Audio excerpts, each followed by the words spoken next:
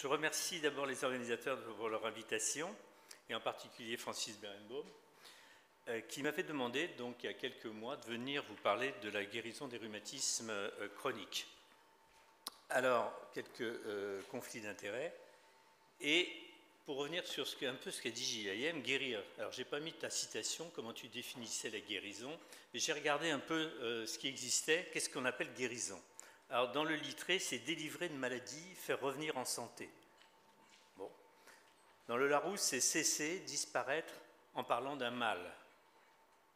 Dans l'encyclopédie universelle Wikipédia maintenant, c'est délivrer d'un mal physique ou mental. Et puis, l'Académie française avait dit c'est délivrer par des soins appropriés d'un mal physique ou d'une maladie. Donc, il y a deux choses importantes que l'on peut voir, c'est délivrer de la maladie, donc plus de maladie, cesser, la maladie s'arrête, disparaître, elle disparaît. Donc c'est ces notions qui définissent un peu la guérison, et on va voir dans les rhumatismes, c'est assez difficile de parler de disparition du rhumatisme, de délivrer, on va voir un petit peu ce que l'on peut en dire.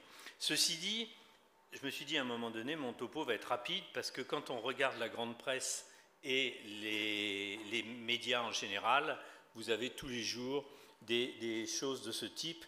Guérir du mal de dos, donc c'est-à-dire qu'on doit pouvoir guérir le mal de dos, si l'on en croit ce papier. Puis, vous voyez, prévenir et guérir les rhumatismes, y compris arthrose, arthrite.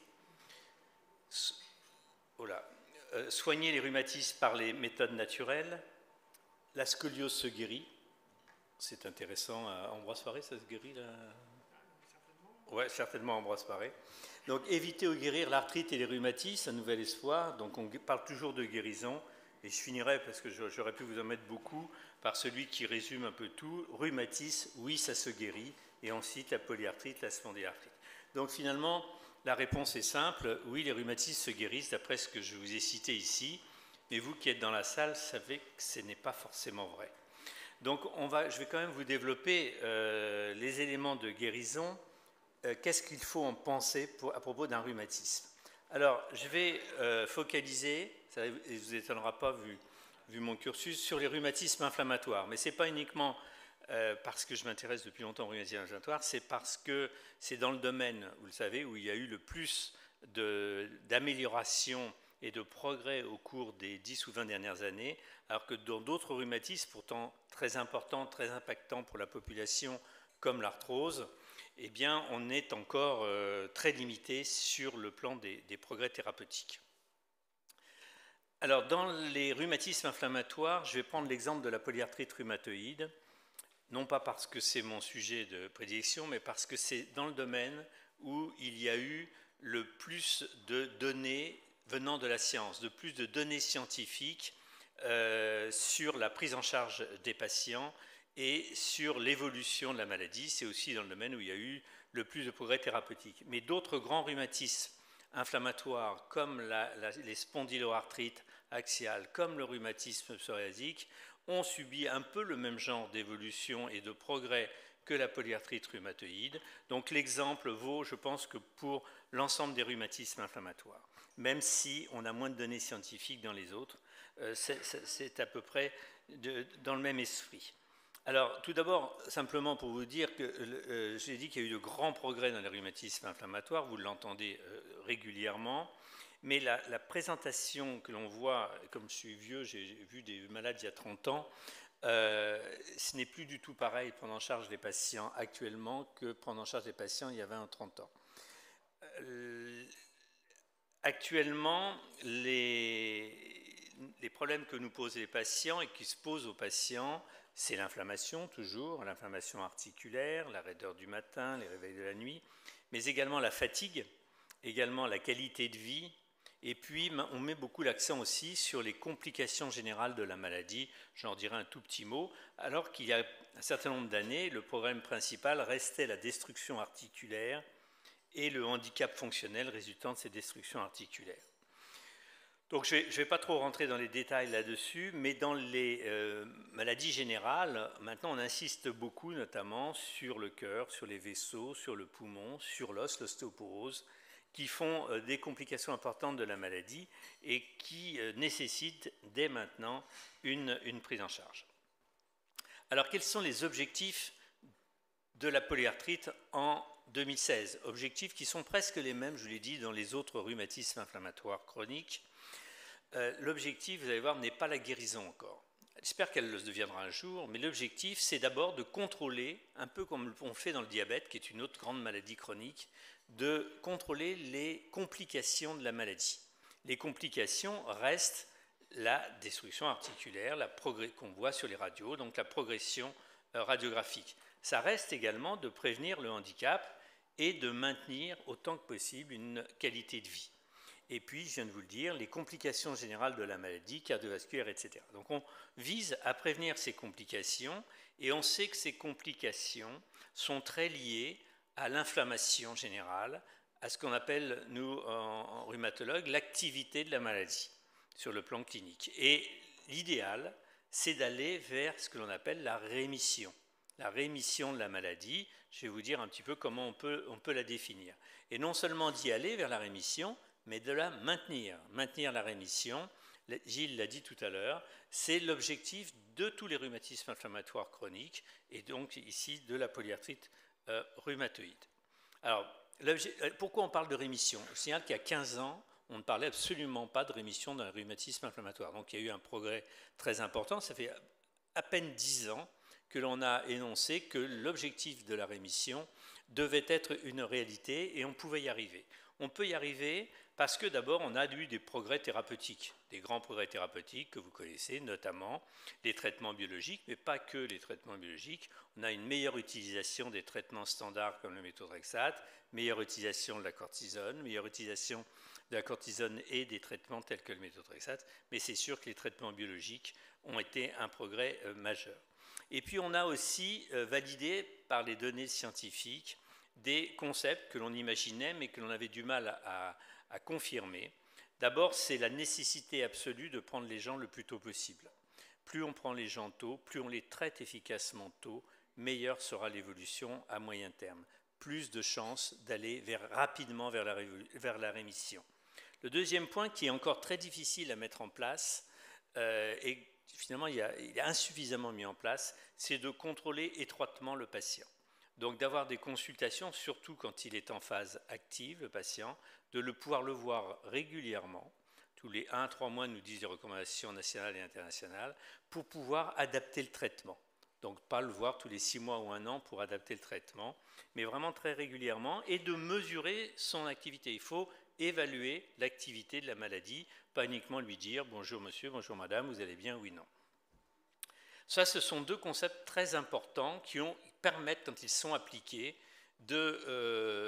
d'améliorer très nettement l'évolution de la maladie. Et il y a des études qui montrent que ces concepts de prise en charge sont aussi importants que les traitements eux-mêmes. Donc l'ensemble fait qu'on peut aller et parler maintenant vers l'objectif rémission. Rémission clinique avant tout. Le patient va bien, on va en parler, encore que. Et puis rémission, ce qu'on appelle radiographique, c'est-à-dire contrôle de la progression de la maladie. On ne veut pas que le patient, même s'il dit aller bien ou si le médecin considère qu'il va bien, qu'il est en rémission clinique, on ne veut pas que ses articulations continuent de s'abîmer. Ce qui est généralement le cas quand le patient est en rémission, mais pas toujours, donc il faut quand même le vérifier. Alors, comment définit-on la rémission? On ne va pas regarder cette diapositive qui est un petit peu compliquée. Dans la polyarthrite, on a aussi des définitions qui sont un petit peu moins claires dans les spondyloarthrites et le rhumatisme psoriasique, mais qui existent également. Dans la polyarthrite, il y a eu beaucoup de travaux faits sur la rémission. On a des critères qui sont validés, que vous voyez qui sont ici. Ce n'est pas la peine de rentrer dans les détails, mais vous connaissez le DAS et le DAS 28. On peut utiliser l'un de ces critères pour donner la rémission. Après, ce qui est très important, c'est la rémission persistante. Vous parlez de la rémission en imagerie, on va passer dessus. Mais généralement, quand on parle de rémission, c'est une rémission qui est obtenue sous traitement. Donc le patient va relativement bien ou va bien, mais il garde un traitement. Et ce que l'on tend à maintenant avoir comme objectif, mais ce qui est beaucoup plus dur à réaliser, c'est de maintenir cette rémission en diminuant les traitements, d'abord arrêter les traitements antidouleurs, anti-inflammatoires, cortisone, et ensuite d'essayer de diminuer et d'arrêter les autres traitements et d'aller vers un objectif encore très ambitieux aujourd'hui, qui est la rémission sans traitement, qui est un premier pas vers la guérison. Puisque si le patient va bien, qu'il n'a plus de traitement et qu'il garde cet état de bien, eh bien, on n'est pas loin de peut-être aller vers un objectif de guérison. Alors, définir vraiment la rémission, ce n'est pas très simple. Vous avez vu qu'il y avait des critères objectifs validés, mais finalement, je trouve qu'une très bonne définition, celle qui avait été reprise dans des recommandations internationales, c'est celle-ci. Donc, on nous dit dans toutes les recommandations de prise en charge en Europe, aux États-Unis et bien sûr en France, que la première cible est la rémission clinique dans la prise en charge des rhumatismes inflammatoires. C'est valable pour la PR et les autres grands rhumatismes inflammatoires. Et la définition de la rémission que je vais donner ici, c'est l'absence de signes et symptômes d'activité inflammatoire significative de la maladie. Absence de signes et symptômes d'activité. Alors vous allez, certains vont me dire, mais ça ne me suffit pas. Bon, je vais y revenir parce que les patients, des fois, veulent autre chose. Alors la rémission, définie comme ceci, est-ce qu'on peut l'obtenir en pratique? Parce que c'est bien beau de se l'admettre comme objectif, mais est-ce on peut l'obtenir? Alors ça, c'est une étude clinique thérapeutique de stratégie, qui est une grande étude internationale qui a été mise en place il y a une vingtaine d'années, qui est l'étude BEST, avec 4 stratégies, je ne vais pas rentrer dans le détail. La stratégie, à chaque fois, il y avait dans cette étude, ce que je vous disais tout à l'heure, le contrôle étroit. Donc les patients étaient vus tous les 3 mois ici, et si ce n'était pas l'objectif, eh bien, on modifiait leur traitement. Et à l'arrivée, vous voyez, il y a environ 40% au bout de 2 ans des patients qui sont en rémission définie par l'indice DAS, par le score DAS. Donc 40% de rémission ici. Donc ce n'est pas inintéressant, ça veut dire presque un malade sur 2 peut obtenir la rémission. Ce sont des polyarthrites récentes. C'est plus facile d'obtenir la rémission chez des patients ayant une polyarthrite rhumatoïde récente. Pareil pour les autres rhumatismes inflammatoires, d'où l'importance de traiter le plus tôt possible. Nous, en France, on a, vous savez, la cohorte Espoir. Donc, c'est des patients qui ont des arthrites débutantes et beaucoup de polyarthrite rhumatoïde authentique débutantes. Et quand on a regardé les taux de rémission, vous voyez, selon les critères, peu importe exactement, mais on est à peu près au même chiffre, environ un peu moins de 50%, environ 40% de rémission ici à 2 ans de patients qui sont en rémission. Donc, ce chiffre, 40% de rémission dans les polyarthrites récentes, 40 à 50%, c'est vraiment ce que l'on peut donner actuellement. Et donc, ce n'est pas rien, c'est-à-dire presque un malade sur 2. Et je vous rappelle qu'il y a 15 ans, on n'osait même pas parler de la rémission. Et vous voyez, quand on veut des rémissions persistantes, c'est bien d'y aller, mais il faut y rester. C'est-à-dire, là, on l'a défini sur au moins 6 mois consécutifs de patients qui va très bien. On est à peu près dans les mêmes chiffres, à peu près 40%. Alors, quand on va plus loin, c'est bien la rémission, mais c'est mieux d'avoir une rémission sans traitement. Alors, est-ce qu'on peut aller vers la rémission sans traitement? Toujours, quand je prends l'étude BEST, vous voyez, sur 4 ans de suivi, suivant les groupes du départ, vous avez, vous voyez, pas beaucoup de patients qui sont à 4 ans en rémission sans traitement. Vous voyez, environ, en moyenne, c'est 13%. 13% de patients. Et d'autres études confirment que rémission sans traitement, même dans des polyarthrites rhumatoïdes, au bout d'un certain temps, c'est maximum 15%. Donc ça nous laisse quand même 85% de patients qui n'atteignent pas cette notion de rémission sans traitement. Donc parler de guérison, ça devient très difficile dans ces cas-là. Alors notamment, il y a une étude thérapeutique, il y en a plein qui ont évalué ça, donc c'est la diminution des traitements. Je prends cet exemple simplement parce qu'elle montre bien la réduction. Vous voyez, c'est des patients qui ont été traités par un médicament que vous connaissez, l'abatacept, l'Orencia, avec du méthotrexate ici, sans méthotrexate et que le méthotrexate. Vous voyez qu'à 1 an, on a ce nombre de patients qui sont, ce pourcentage de patients plutôt en rémission. Donc dans ce groupe-là, ceux qui ont méthotrexate et l'abatacept, près de 60% de patients sont en rémission. Par contre, quand on arrête les traitements, et on arrête, eh bien, il y a une chute drastique du taux de rémission et en 6 mois, la majorité des patients, après arrêt, alors qu'ils allaient bien, perdent leur état de rémission et on a, suivant les groupes, 8 à 14% seulement au bout de 6 mois qui sont encore en rémission. Donc la rémission sans traitement, c'est encore très très difficile à obtenir, même si les patients étaient bien en rémission auparavant. Alors, il y a une nette amélioration de la prise en charge des rhumatismes inflammatoires. L'évolution est grandement améliorée, mais comme on le dit couramment, nous avons beaucoup de besoins dits insatisfaits encore dans ces maladies. Et tout d'abord, des patients qui ont une réponse thérapeutique insuffisante, que ce soit au premier traitement ou au traitement suivant. Alors, réponse thérapeutique insuffisante, c'est absence de réponse. On a 30% des patients qui n'ont pas de réponse à un traitement, même avec des traitements biologiques. Il y en a qui doivent arrêter parce qu'ils ne supportent pas, puis il y en a qui ont d'autres raisons d'arrêt. Il y a aussi, on n'arrive pas à avoir une bonne réponse parce que les stratégies médicales, des fois, sont inappropriées.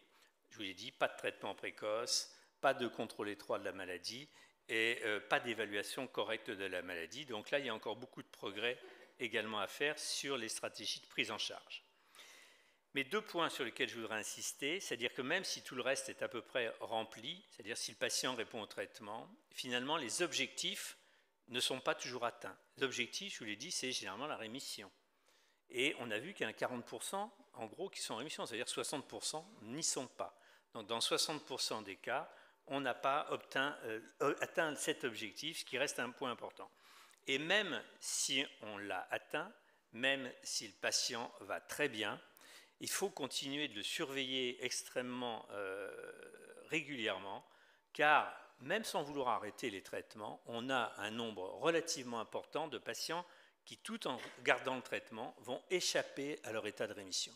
Autrement dit, les gens vont bien, ils ont bien répondu au traitement, ils sont à un état de rémission ou proche d'état de rémission, mais au bout de quelques mois, quelques années, ils vont perdre cet état et à nouveau avoir une maladie active, ce qui fait qu'il est extrêmement difficile, même si le patient va parfaitement bien, de dire qu'il est guéri de son rhumatisme, qui est en fait toujours un petit peu malheureusement sous-jacent et qui peut repartir à tout moment. C'est là l'échappement de la maladie et la poussée ultérieure qui peut survenir, je vous l'ai dit, au bout de quelques mois, mais ou quelques années, même plus. On a toujours des formes sévères de la maladie, progression des destructions, non-réponse au traitement biologique, des maladies générales, notamment le cœur. Et puis les patients, même s'ils sont en état de rémission, ne sont pas toujours satisfaits. Donc on ne peut pas partir forcément de guérison parce qu'ils se plaignent toujours un peu de douleur, même si le rhumatologue ne le constate pas à l'examen.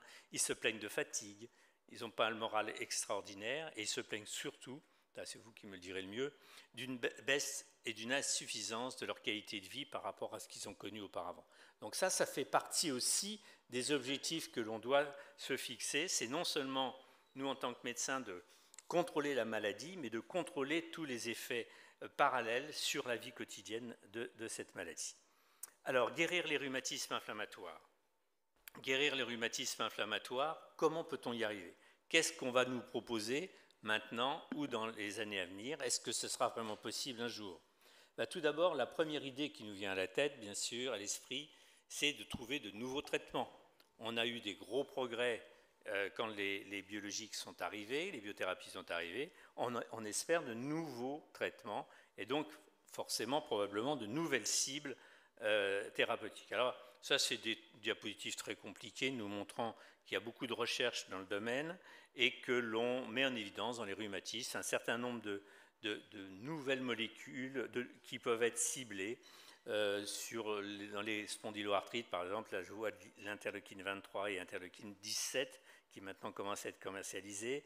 On parle également d'autres cibles, toujours anti-cytokines, comme les anti-GM-CSF dans la polyarthrite rhumatoïde. Donc il y a d'autres possibilités, mais on n'a pas l'impression qu'actuellement, ce sont des traitements supplémentaires, mais c'est toujours bien, notamment pour les patients qui ne répondent pas au premier traitement biologique, mais on n'a pas l'impression que ces nouveaux traitements qui sont actuellement en développement et qui vont être commercialisés soit maintenant, soit en tout cas dans les 4 à 5 ans qui viennent, vont vraiment changer les objectifs et nous permettre d'obtenir plus de rémission ou d'aller vers la guérison. On a ciblé aussi des petites molécules dans la cellule, ce qu'on appelle intervenir sur les mécanismes de signalisation dans la cellule intracellulaire. Vous avez peut-être entendu parler de toutes petites molécules qui ont l'avantage de se donner en cachet par voie orale et qui ciblent cette voie-là, sans rentrer dans les détails, qui sont déjà commercialisées dans certains pays du monde, notamment aux États-Unis, au Japon, même dans beaucoup de pays, pas encore en Europe, mais qu'ils seront dans les 2 années à venir. Même chose, c'est bien. Est-ce que c'est mieux? C'est pas sûr. Et en tout cas, c'est certainement pas là non plus qu'on aura la possibilité d'augmenter nettement les taux de rémission et d'aller vers la guérison. Donc ça, c'est les développements à court terme, je dirais, dans les 5 ans à venir, qui ne nous laissent pas espérer suffisamment de possibilités de guérison. Alors on a d'autres d'autres éléments pour rechercher cette guérison. Tout d'abord, on est frappé de constater que tous les traitements que l'on a actuellement, notamment les traitements biologiques, les biothérapies, même s'ils ciblent des choses différentes, on a vu l'IL-17 tout à l'heure, les anti-TNF bien sûr, l'anti-interleukine 6, on a vu la bêta-7 qui cible les lymphocytes, eh bien tous ces traitements qui ont apparemment marchent différemment nous donnent des résultats tous à peu près comparables. Et on a l'impression qu'ils font tous à peu près la même chose, avec une population de patients qui va répondre et une autre qui va moins bien répondre. Ce que l'on aimerait, c'est avoir de meilleurs facteurs, identifier des paramètres, des variables chez nos patients, nous permettant de prédire un peu l'avenir. Et de prédire l'avenir, bon, on n'a pas de boule de cristal, mais on aimerait avoir des marqueurs qui nous disent comment va évoluer la maladie. Alors on a quelques petites notions, mais on n'a absolument pas progressé dans le domaine depuis 15 ans. Et surtout de prédire comment le patient va répondre à tel ou tel traitement. Donc des réponses individuelles avec le nombre de traitements que l'on a. Et pour l'instant, je veux dire, c'est très décevant. On n'a pas eu d'avancée du tout. On n'a aucun marqueur nous permettant de prédire la réponse au traitement de manière individuelle. Donc on a besoin de biomarqueurs pour guider la décision thérapeutique. Ce serait une voie certainement très intéressante pour augmenter nos taux de guérison, de rémission et peut-être d'aller vers la guérison. Il y a beaucoup de travaux dans le monde qui sont faits dans le domaine, par analogie un peu avec ce qui s'est fait dans le cancer, mais pour l'instant, dans les maladies inflammatoires, c'est encore relativement décevant, mais ça va se poursuivre. L'objectif, c'est une personnalisée dans les rhumatismes inflammatoires. Comme je vous l'ai dit, on l'a fait un peu mieux pour le moment dans le cancer. Alors la guérison, je vous dis, c'est difficile. Difficile, une fois que la maladie est déclarée, de parler de guérison. Alors, il y a une autre idée qui a germé depuis quelque temps, c'est de prévenir les rhumatismes inflammatoires, de prévenir la polyarthrite, de prévenir les spondyloarthrites, de prévenir le rhumatisme psoriasique et les autres rhumatismes inflammatoires. Alors, prévenir, ce n'est pas facile. Prévenir, il faudrait pouvoir détecter les patients à risque de développer la maladie. Il y a pas mal d'études sur le sujet, et donc de détecter ce qu'on appelle les pré-rhumatismes, les patients pré-PR, pré-spondyloarthrite. Donc ceux qui vont le développer presque à coup sûr pour envisager de mettre en place des traitements préventifs. Encore que des traitements préventifs, on n'en a pas encore identifié de formels, mais il y a des études actuellement en cours de par le monde sur ce sujet de la prévention des rhumatismes inflammatoires et plus particulièrement de la polyarthrite rhumatoïde. En parallèle, on aimerait bien connaître un peu mieux la cause, ça nous faciliterait dans le domaine de la prévention. Alors, juste deux illustrations sur le sujet. Pour la polyarthrite rhumatoïde, on commence à bien cibler un peu l'évolution de la maladie dans le temps, des phases avant les symptômes jusqu'au développement des symptômes. Et on a mis en évidence, ça fait longtemps, ça fait plus de 10 ans que des auteurs scandinaves ont montré qu'on détectait dans le sérum de gens dits normaux, de donneurs de sang, des anticorps qui allaient faciliter le développement de la polyarthrite. Et vous voyez, au cours du temps, ici, il y a les patients qui ont du facteur rhumatoïde en bleu, ceux qui ont les fameux anti-CCP, les ACPA, et ceux qui ont les deux. Et vous voyez, le risque de développer la polyarthrite va augmenter avec le nombre de ces anticorps. Et en fait, ils les avaient, ces anticorps, des années, voire plus, avant d'avoir développé la maladie. Et un beau jour, ils développent la polyarthrite rhumatoïde, alors qu'ils avaient déjà des facteurs de risque de la développer. Donc l'intérêt, ce serait d'identifier ces patients plus précocement, et si on a des traitements préventifs, de les mettre en place. Et je vous ai dit, il y a beaucoup d'études dans le domaine. Alors ça se passe comme ceci, en fait, le développement d'un rhumatisme. On a des phases tout à fait initiales, où les patients ont une prédisposition. On parle de terrain prédisposant, c'est la génétique qui prédispose, qui ne suffit pas. Il y a des facteurs d'environnement qui viennent avec cette génétique, qui se représentent donc des facteurs de risque, et idéalement ce serait de dépister les patients à ce stade, mais on n'en a pas la capacité actuellement, c'est trop ambitieux. Puis dans la population générale, il y a des gens qui ont la même génétique, qui ont aussi des facteurs d'environnement et qui ne feront jamais la maladie. Les facteurs d'environnement, on en connaît peu, le tabac est le plus connu actuellement. Après, c'est ce que je vous ai montré avant, c'est ceux qui ont des manifestations auto-immunes non cliniques, donc qui ont déjà des anticorps. Ils ont des facteurs prédisposants, ils ont des auto-anticorps, ils sont très à risque de développer la maladie. Et là, intervenir ici, ça serait... et donc les études cliniques portent actuellement là-dessus, sur cette phase C. La phase suivante, qui commence à être presque clinique, c'est des patients qui commencent à avoir des symptômes. Et c'est ce que ça vient juste de sortir dans le grand journal de rhumatologie qui est Annals Rheumatic Disease cette semaine. C'est ce qu'on appelle les clinical suspect arthralgia, les douleurs qui sont suspectes de développer un rhumatisme inflammatoire et en particulier une polyarthrite rhumatoïde. Donc arrêter là, c'est encore bien également. Et puis après, on passe au stade suivant, c'est l'arthrite inclassifiée, puis la vraie polyarthrite rhumatoïde. Vous voyez ces différentes phases. Donc il faut intervenir avant celle-ci, si possible avant l'arthrite indifférenciée. Là, il y a déjà eu des études cliniques à ce stade montrant qu'on pouvait probablement éviter le passage à la polyarthrite rhumatoïde. Donc plus on interviendra tôt, plus a priori on évitera le développement de la polyarthrite rhumatoïde. Donc en résumé, il y a eu de très importantes avancées dans la prise en charge des patients atteints de rhumatisme inflammatoire au cours des dernières années. La rémission, c'est plus un leurre. Un patient sur deux, je vous l'ai dit environ, doit pouvoir y arriver. Une rémission persistante, c'est bien mieux qu'une simple rémission. Et il faut miser maintenant sur la rémission sans traitement, même si elle est encore relativement rare, ce n'est pas totalement impossible à atteindre. La guérison reste du domaine du futur, et je vous l'ai dit, le domaine de la prévention est un vrai champ d'investigation actuellement dans les rhumatismes inflammatoires. Juste un mot pour faire plaisir à Francis sur l'arthrose. L'arthrose, c'est le plus fréquent des rhumatismes. C'est très très fréquent. C'est une grande raison de consulter, ne serait-ce qu'en médecine générale, et c'est un poids économique majeur actuellement pour nos sociétés. On a peu, désolé Francis, de traitements efficaces encore, je ne sais pas ce que tu fais, mais on a peu de traitements efficaces actuellement dans l'arthrose, et on n'a aucun traitement capable vraiment de contrôler la progression de la maladie. Et c'est vraiment un domaine de recherche très important qui va progresser, j'en suis sûr, au cours des années à venir. Je vous remercie.